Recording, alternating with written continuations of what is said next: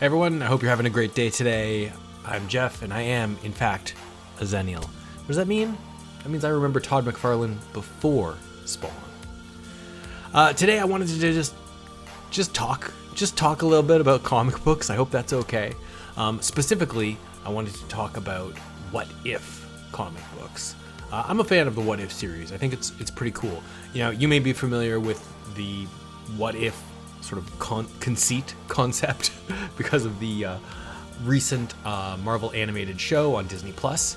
But of course, it does come from a comic book, and I should probably preface this by saying, you know, I grew up as they used to call it a Marvel zombie. I don't think they call it that anymore, but I grew up reading Marvel comics a lot. And my guys were Spider-Man and Silver Surfer. In fact, I started reading, collecting comics as a kid, probably about 3 or 4 issues before the Infinity Gauntlet storyline started, which, as you know, is like a classic huge storyline and kind of blew my mind. My first comic book was, I don't remember the actual issue numbers. It was an Amazing Spider-Man issue that McFarlane had done. And it was the very tail end of the Acts of Vengeance storyline. This is I'm already getting very deep in this. But it had a picture of, it had Spider-Man, uppercutting the Hulk on the cover, because he had, the Power Cosmic or something. I don't totally remember. I should really reread that issue. Anyway, What If is like the side stories, right? So you've got the regular sort of continuity, the lore of the Marvel Universe, as it were, and then, what might have happened if something, one small change, sort of butterfly effect, could have altered the entire course of the universe. DC does this as well. They're called Elseworld storylines. I didn't personally get into DC Comics until I was a little bit older, but Elseworld stories are extremely popular. In fact, I would probably say, here's my comic book hot take for today, is that I would say that it's a problem how popular the DC Elseworld stories are. I know both Marvel and DC have great storylines, long-standing, whatever. They've done a lot of stuff, but some of the most popular DC stories are Elseworld stories, right? If you think about Kingdom Come, for example, or the Earth 2 sort of storyline, right? Or any of the random Flash stuff, DC built their biggest crossover events on the back of Crisis on Infinite Earths, right? Which, by its nature, is a multiverse storyline, whereas Marvel built its big crossover events in continuity, in universe. So I personally, I just think that is problematic when some of the most iconic stories about Superman, for example, might be about an alternate universe version of Superman. It kind of undercuts some of the credibility of the main continuity characters, in my opinion. And I'm not trying to, hate on DC. I like DC, absolutely. As I've gotten older and, with kids, I have a little bit less time to read comic books. I tend to read Marvel still. I sort of stepped away from reading DC books because I just don't have time. I like to read classic comics, and I really like sort of Bronze Age comics. It's kind of a sweet spot for me. So yeah, I don't know. That's kind of where I'm at with it. So, but what I like about What If stories is that I don't know that there's any major What If storylines. I'm sure there are. People can correct me. I always sort of say, I'm well versed in everything a little bit, but I'm not an expert in anything. I don't know, there's very few things I'm probably an expert in, but I know enough to hold my own in a cocktail party conversation about comic books, which is the kind of cocktail party I want to go to. So, What If comics are pretty cool. They're usually one-off stories, and they're usually fun, and I love What If comics. Same with Elseworlds, but I love What If comics that really rip us out of the status quo and do something totally crazy. They have an opportunity to do whatever they want because it's just a one-off, we can kill everyone in the Marvel Universe if we wanted to. And I find that appealing. I don't know why. I don't know why. I do. So with that said, I wanted to talk about a couple of What If comics. I've got two here that I wanted to talk about today. Hold on. I've got What If... sorry, I'm holding it up here. What If Wolverine was Lord of the Vampires? Yeah, pretty neat. And he's Gene, and then you've got Frank. What's happening here? And then this one, What If Wolverine battled Conan? This is kind of weird also because like I said, Spider-Man and Silver Surfer were my guys, but I don't want to say I haven't read a lot of X-Men, but like X-Men fans are like a particular breed, and I back in the day I collected the essentials. Like they were like 20 issues in one volume and like cheap newspaper kind of print quality, but like a great way to read if you want to just read back issues. This was like pre-comicsology, pre-digital comics. And I think I have 8 or 9 of the X-Men essentials. So like I've read most of the Claremont sort of era of X-Men. That's sort of, and I've read here and there, a few other things, but like that's my extent of X-Men stuff. But these are two of my favorites, especially this Wolverine. Sorry, the back one here. This Wolverine vampire storyline is pretty sweet. I will say this though, for the Conan story, I found this really interesting. I think I got this for $4 or $5. These are not like expensive comics. I think I got this for $4 or $5 at a convention last year. But for Conan, that's one of the reasons I actually started this channel in the first place. I read the Conan books in my 20s and I loved them. I thought they were fantastic. I'm actually glad I didn't read them when I was younger because I don't know that I would have appreciated them as much. It's kind of like when you read Lord of the Rings or when you read Dune or something. I don't know. They're like, if you've read those books, those are like, if you're into science fiction and fantasy, those are kind of like essentials that at some point in your life you probably should sit down and read. But I really liked the Conan books, and it kind of really turned me on to this sort of like pulpy, sort of silly, not silly, but like just like fun. Like these are the roots of sci-fi and fantasy, and I totally appreciate that. So they're very cool. Obviously, I grew up with Conan and the Conan the Barbarian and the Conan movies with Schwarzenegger. And one of the reasons I actually started this channel was because I was like, I want to reread the Conan books and I want to talk about them. And I have not started that yet, but I have started reading this book, which is the precursor to Conan, Kull, the Exile of Atlantis here. Kull is the prototype for Conan. So he created this character before he created Conan. And then ultimately, I think he wrote about 15 or 16 sort of short stories. And then he took, and then I think the word that I understand it currently is that Howard was made to understand that like Kull really wasn't picking up steam, and perhaps he was too much of a thinking man's barbarian, and so he made a stupider barbarian. Sorry, that's just what they say. And he made Conan, and obviously people love Conan. And then he even took the first Conan story is a Kull story, was the last Kull story, and he just rewrote it with Conan as the protagonist instead of Kull. So I'm just sort of starting to read through that collection of short stories, but I find it fascinating. So anyway, Conan is totally of interest to me, and it's public domain. It's been around for a very, very long time, and so there's lots of iterations, including in comic books. And Marvel did a lengthy run. I think they're still doing Marvel comics with Conan to this day. So pretty interesting to see Marvel's version of Conan. Alongside Wolverine. Anyway, let's dive in. Okay, let's start with the first one. So, what if Wolverine battled Conan the Barbarian? This is from What If Volume 2, and it is issue 16 from 1990. If you look here, you can see the people who worked on it. So, good job. The other one is also from it was from 1991, but it's also from the same run. It's issue 24. Just FYI. Like I said, I don't think either of these issues are like particularly expensive comic books.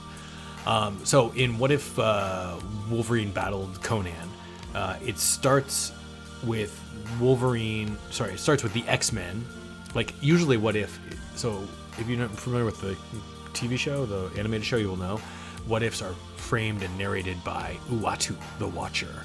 So the Watcher is like a race of people who watch. They're kind of from before this universe. I think they're from a previous version of the universe.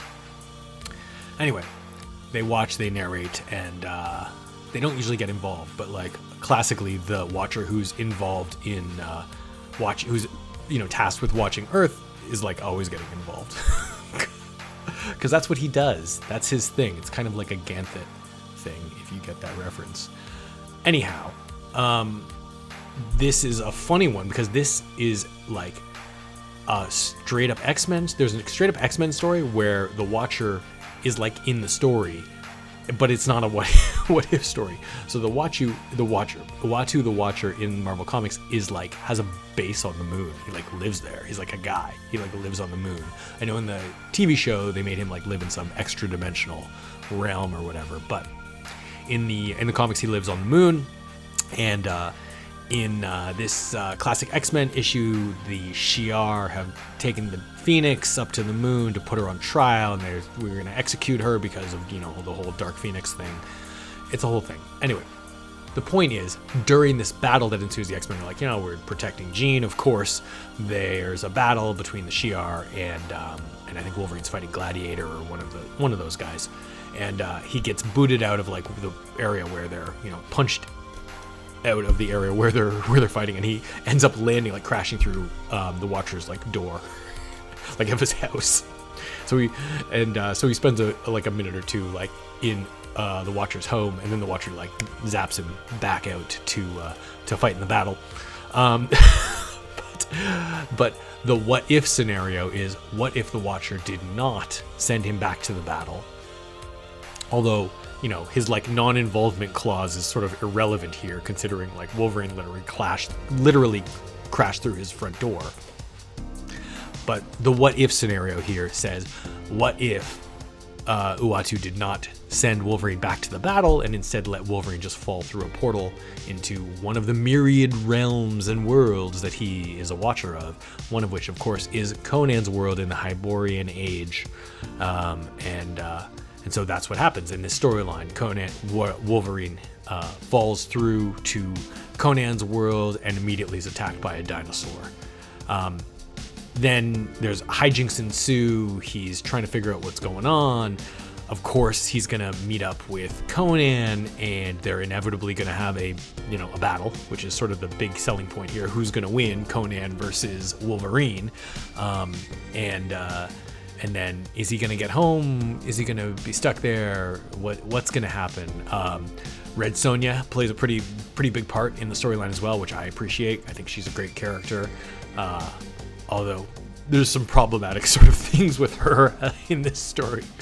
But overall, like, it's a battle between Wolverine and Conan. That's the setup. Like, we got to go through a bunch of like story stuff just to get to the like, let's have them fight. And let's see who's going to win. So that's the general synopsis of the story. A couple things that I really like about this. One, Red Sonja is awesome.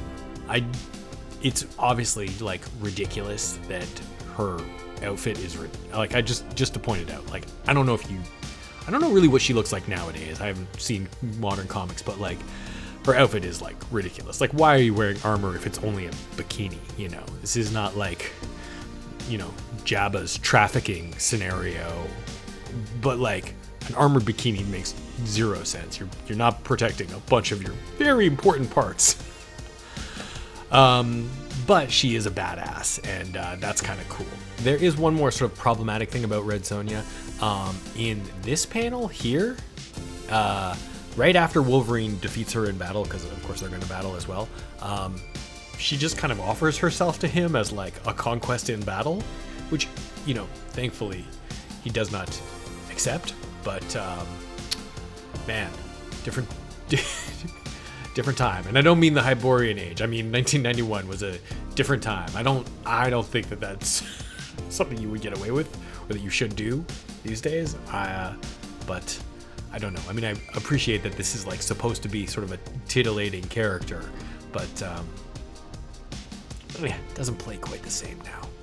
One of the things I love about this story is that Wolverine actually takes people out.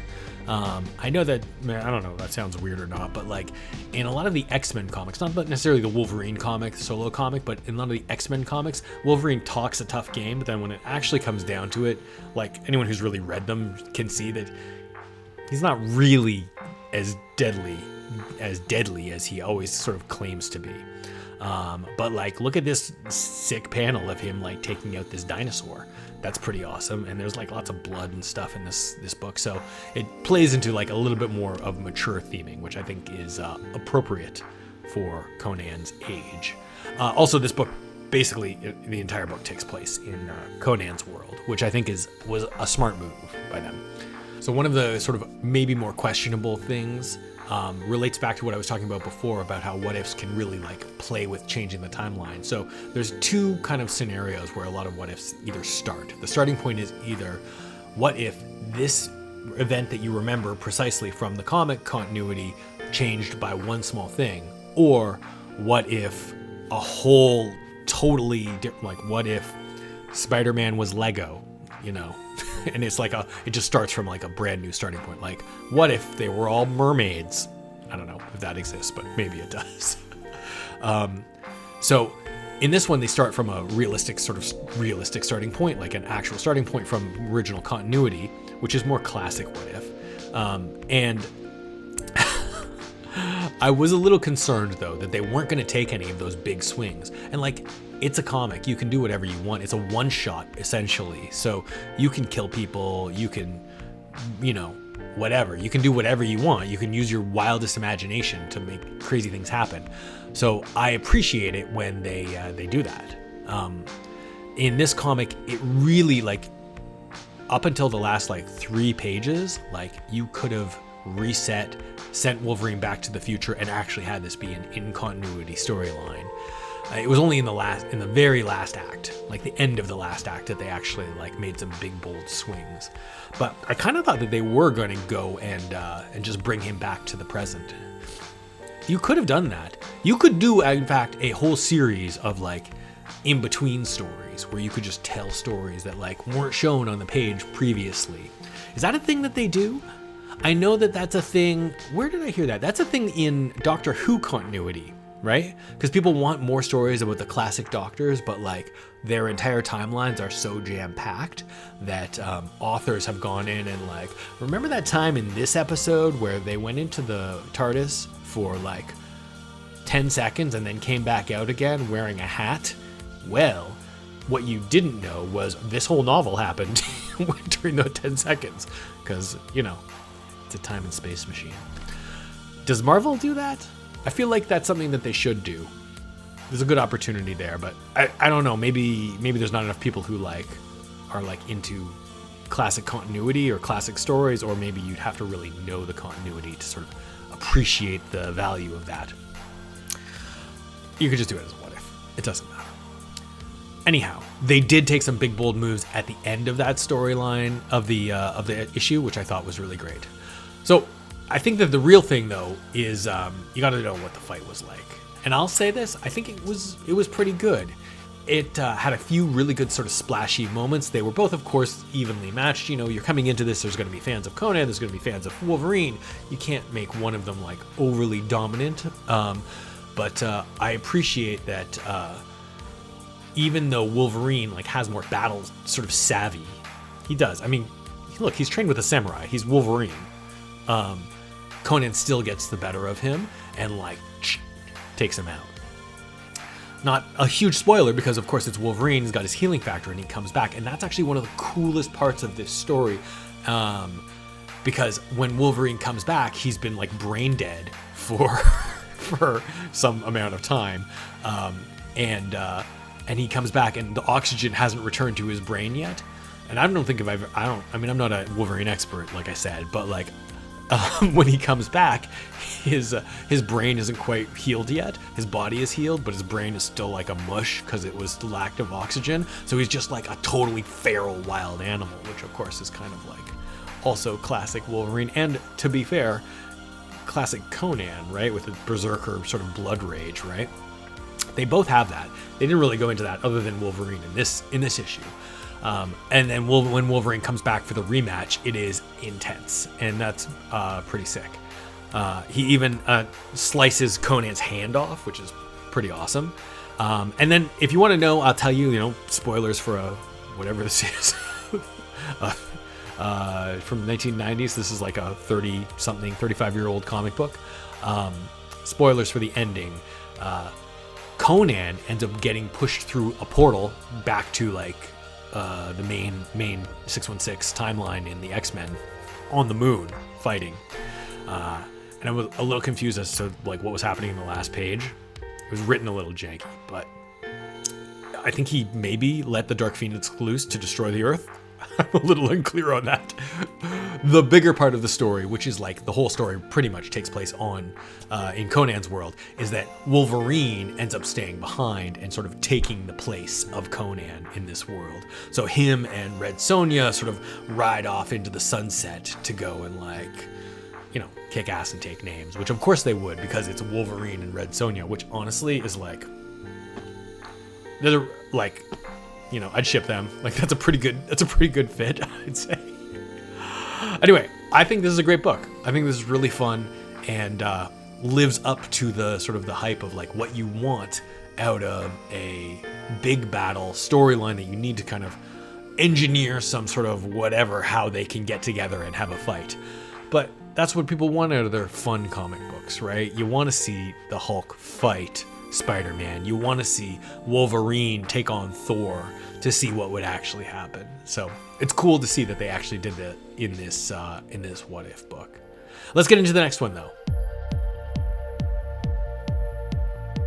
Hey everyone, hope it's going well.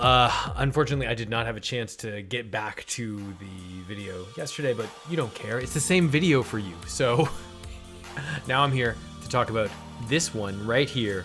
What if Wolverine was Lord of the Vampires? So this is also from What If Series 2. This is issue 24, so actually one full year after the Conan one. And it is, for all intents and purposes, maybe my favorite What If issue that I've read. It is made by these fine people right here, and yes, that is, in fact, Roy Thomas. Sorry, Roy Thomas, yeah. Legendary writer. The other guy, the artist on this book is Tom Morgan, who I was not familiar with, but apparently he is a Punisher guy. So that's pretty good. I think it looked to me from just searching online that he's best known for doing Punisher 2099, which is very cool. Punisher itself as a character has not ever been like overly of interest to me. I find the book itself, generally, what I've read, to be a little overly violent. But that said, I think this art is great. And this What If story is so cool. So the basic gist of it is, again, this starts from a place, like an existing place in the timeline. And this was a X-Men story where the X-Men were fighting Dracula. Also, Dracula is a public domain character. Dracula's been around in a lot of different versions. Marvel famously has their comic line, The Tomb of Dracula, which I've never read, but everyone who has read it has said it's great. One day I'll get to it, I'm sure. So the X-Men had fought Dracula because Dracula had taken Storm, wanted Aurora to be his bride. The bride of Dracula, of course, because why wouldn't you? And at the last minute, they were able to turn her back, change. She didn't go through with, she was able to stop Dracula from, killing them all, basically. That's how it actually went. But in this What If version, she didn't stop them, and then Dracula subsequently turns a couple of the key X-Men, Cyclops, Colossus, Nightcrawler, Wolverine, into vampires. He drinks their blood, and then 3 days later they rise to be his servants. But Wolverine is not like regular vampires, of course. Wolverine is a little too tough for that. So he immediately rejects Dracula's, his oversight. Dracula is supposed to be the lord of these people that he's turned. there? Oh, there's a cat there. There's a cat just back there. Sorry. Dracula is supposed to be the leader of these, control. Basically, he can control them with his mind. But Wolverine's like, no, none of that, and like immediately, Snick just takes out Dracula. So, by drinking Dracula's blood, Wolverine becomes Lord of the Vampires, as it says. Then he systematically goes to work taking out basically the entire Marvel Universe. Remember, this is like pre-zombies. This is like Deadpool destroys the Marvel Universe, those kind of things, right? So this, as a kid when I read this kind of blew my mind to see, one of our heroes turning bad and utterly destroying everyone. He immediately takes out the New Mutants, and he takes out the rest of the X-Men, and he turns some people, and some people he thinks are too dangerous. But I love it. I love seeing this cadre of heroes and villains all now working towards this like nefarious end. So Wolverine is taking over, and then he, unleashes his terror on the people of New York City. And then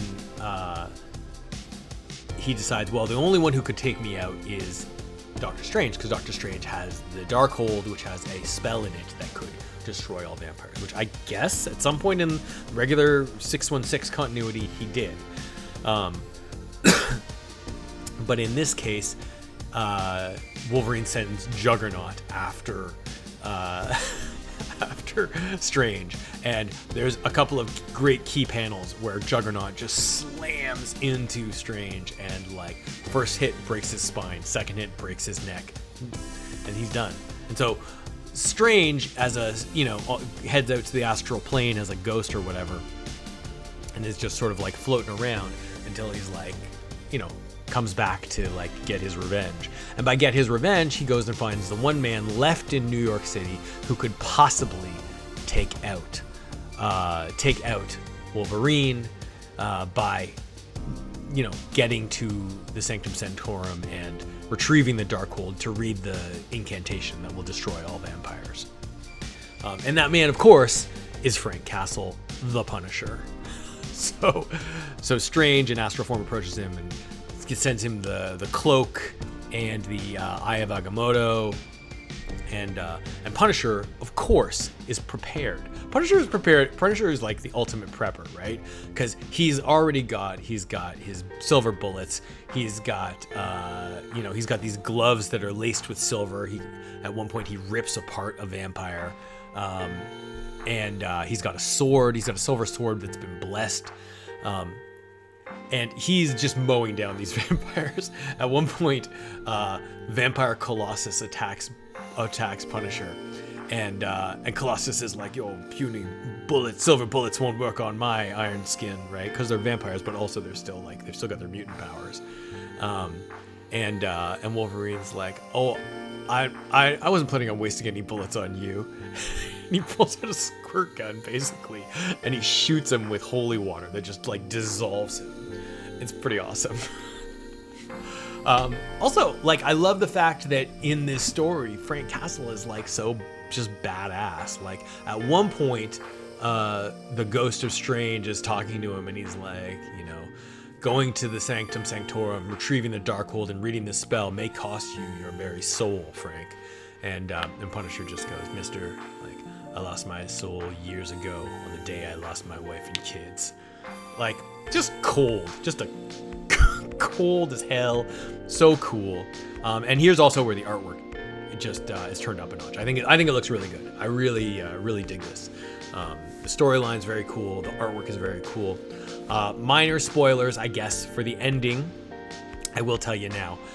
So spoiler alert. But at the very end, Punisher and Wolverine are in, like, they're duking it out in the Sanctum Sanctorum, and it's fairly evenly matched, and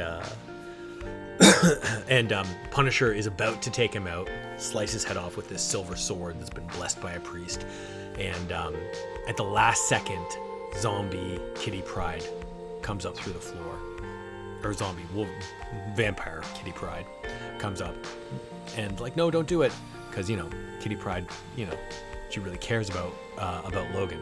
And it's too late though. The swing's already in motion and slices her head off. It's so sad. And Wolverine loses it and just immediately goes feral on Punisher and takes him out. So then it's just Wolverine standing over the body of, the broken, bleeding body of Punisher, and Strange is like, the ghost of Strange approaches him and says, "Look, like, I can tell there's the two sides of you, the good man that was Logan and this Lord of the Vampires, Wolverine. You cared for Kitty, that's why this matters to you. So try and do the right thing." And Wolverine ends up reading the Darkhold himself and killing all the vampires. So it's pretty cool. It's a pretty noble sacrifice. I mean, granted, he's the one who killed all those people and took out most of the New York City. So, meh. But I really love the battling. I love all that stuff. There's a few nitpicks I have. One, some of the heroes who probably could have made a difference are not in the story, suspiciously absent. The Avengers, it's explained, they were out of town. Blade is nowhere to be found in this story. That makes no sense. That kind of bothers me. Nowhere to be found. And then also this cover here, Phoenix. I don't know what the story is with Phoenix at this point in the continuity, where she was. Maybe she was dead. I don't know. But she's not even in this book. She's Jean Grey in any form that I could see is not in this story. So that's pretty misleading. Although, if he did get vampire Phoenix powers, that would be pretty cool. I think that would be cool. I don't know. Those are nitpicks. Overall, this is a really fantastic book. I think the art is really cool. I think that the story is great. And it's, like I said, it's one of my favorites. So I got to recommend this. I think that this Lord of the Vampires storyline and then the Conan one are both great examples of the kind of world building that What If can do, world building or world destroying that What If can do. As for other stories, I think that some of the earlier What Ifs, like the Volume 1 What Ifs, it's a little too Silver Age for me. A little too, I don't know. Some of that old 60s and 70s Fantastic Four stuff is those kind of storylines. The old Spider-Man, classic X-Men as they call it. Yeah, I don't know. And then you get it later on, and then you get into the 90s where everything went extreme, and it was too much for me at least. But maybe you like those things. I don't know. Why don't you tell me in the comments below if you have a favorite What If story, and if you watched the show, the adaptation, not an adaptation, it's like a new show of What If on Disney Plus. Yeah. If you watched that adaptation on Disney Plus, what did you think of it? Did you like it? I thought it was pretty good.